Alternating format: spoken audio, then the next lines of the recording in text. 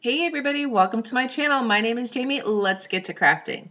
For this first DIY, I have this fall sign that I had picked up over at Dollar General, and it was $4. I thought it was super cute because it could stand up on its own. And then I have one of these Dollar Tree stencils, and it has two different stencils in there, but I'm going to be using this one that says Home Sweet Haunted Home. And I'm going to start off with using this black chalk paint by Craftsman, and I'm going to give this 2 coats.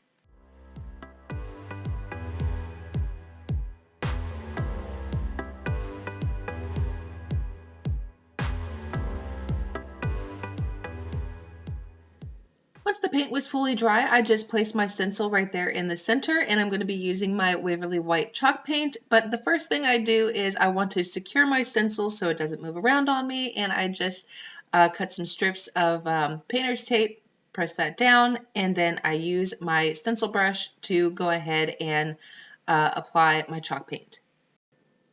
Now I'm only applying the paint right on the house and the words Home Sweet Home, and you're going to see me go back and forth a little bit here with using my stencil brush, and then I go and use my my sponge brush because I thought that I would have better coverage. I do end up having to do 2 coats on this because I wanted it to show up really well. So you're going to see me flip back and forth with the 2 brushes, and then for the word haunted, I use a different color.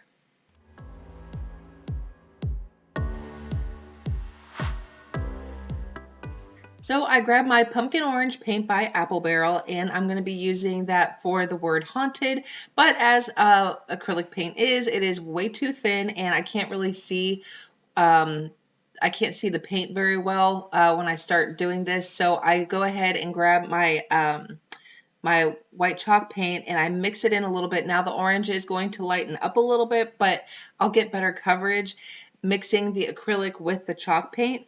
And I kind of like the way it turned out. It helps give this sign a little pop of color, but a subtle pop of color.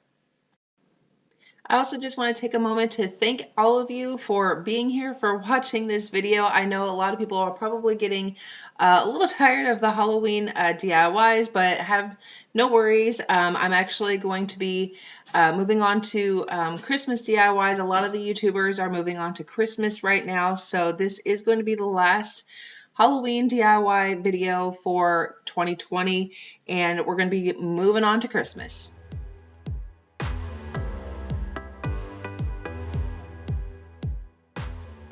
So this is what the sign looks like once that's all done. And the next thing I do is just take a fine paintbrush and some of that white chalk paint again, and I'm just kind of freehanding the sides of the house because my stencil was so big and the sign is so small. I end up having to freehand this part. And then I also go in and just kind of fill in the little gaps from where like the stencil kind of like connected itself on the top of the house and then on the O for home. So I just kind of fill those in, and it looks really good like this.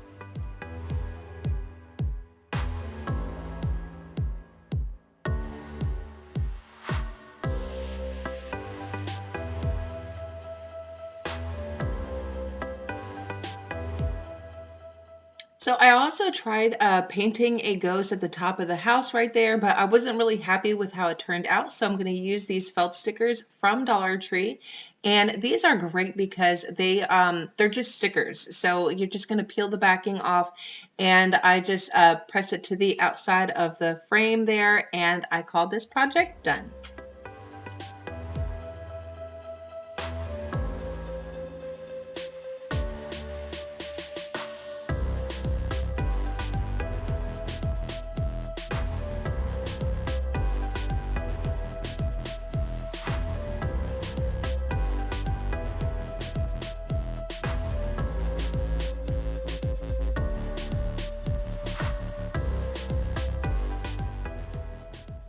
For this last DIY, I had picked up this vine wreath over at Hobby Lobby, and I think it's like 14 or maybe 16 inches, I'm not sure, but it was $4.99, and with the 40% off coupon, I got it for like $3. So then I had picked up these picks over at Walmart. I think they were about 98 cents a piece. I love the pumpkins on this. The black berries and the black leaves and the raffia. I grabbed 5 of those. And then I had also grabbed the Halloween black glittered eucalyptus. I thought paired with the pumpkins and everything, this would be great for a Halloween wreath. And again, I think these were also about 98 cents a piece as well. The first thing I do for this wreath is I'm going to start off with the eucalyptus leaves, and then I'm going to move on to the pumpkins, and I'm just going to kind of shove them where I see fit. And what's great about these vine wreaths is that you can actually shove your picks where you want to. You really don't have to use any hot glue if you wanted to repurpose your wreath for a different season. That is an option because then you won't have to worry about any hot glue. I would have liked to have used floral wire, but I was all out. So I do use a little bit of hot glue here and there, but it is really not necessary. So then I have this Dollar Tree Halloween sign that I'm going to attach to my wreath. I'm just kind of seeing where I want to place it. Then I'm going to use some nautical rope and some hot glue so that I can tie it to my wreath. And one of the things I do is I use some wood filler to fill in the holes at the very top. I do forget to paint over those later on. I was supposed to paint them black so that you couldn't see them, and I completely forgot. So like I said before, I do use a little bit of hot glue here and there, but that's really just because I'm paranoid about the picks falling out.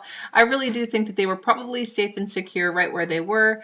Again, not really that necessary. That's just me being paranoid.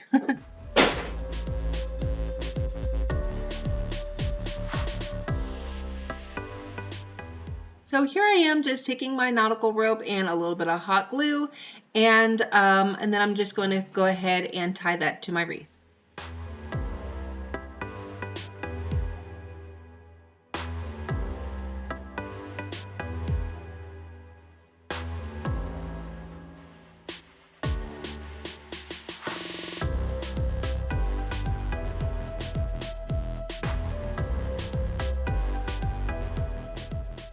So here I am just tying a simple little bow just to attach my sign to my wreath, and I did use a little bit of hot glue I just burnt my fingernail with some hot glue and that hurt.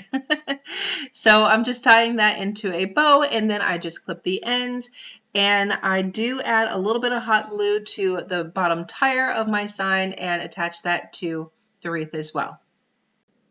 So then I have this gorgeous ribbon that I picked up from Michael's, and I'm going to make a bow. And yes, that is my little ladybug to help vacuum up all my little scraps. So I'm just going to lay my ribbon out, and then I am just going to fold it in half, and it's about 12 inches long. I figured that was a pretty good width for how big I want my bow for my wreath. And then I just kind of flip it over end over end until I have 4 loops.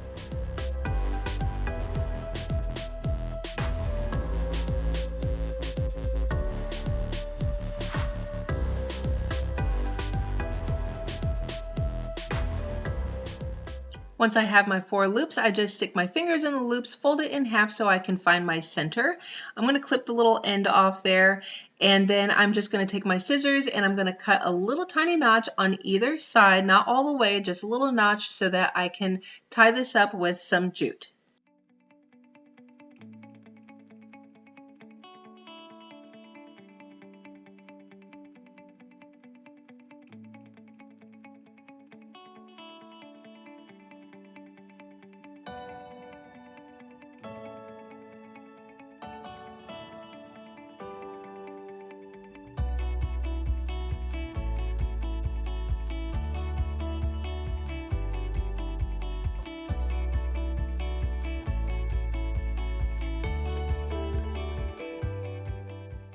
So now with that little scrap that I had cut earlier, I'm just going to fold it into thirds. I'm going to hot glue it into place, and then I'm going to wrap it around the center part of my bow, hiding that jute, and I'm going to use a little bit of hot glue to secure it in place.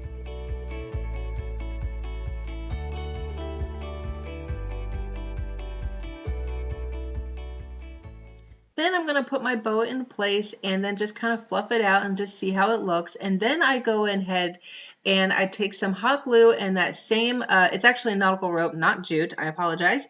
And I'm going to attach it to my wreath, same way I did with the sign.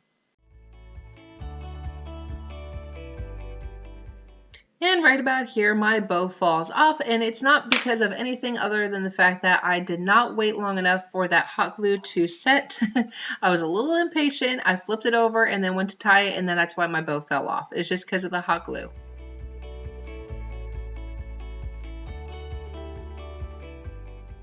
So after I had fluffed my bow, I decided that I wanted my bow to have tails, and so I just cut a chunk of ribbon off and then fold it in half. I'm not sure how long, I did not measure this, but anyway, so fold it in half, and I just hot glued it underneath the bow, and then I cut it at an angle to dove my tails.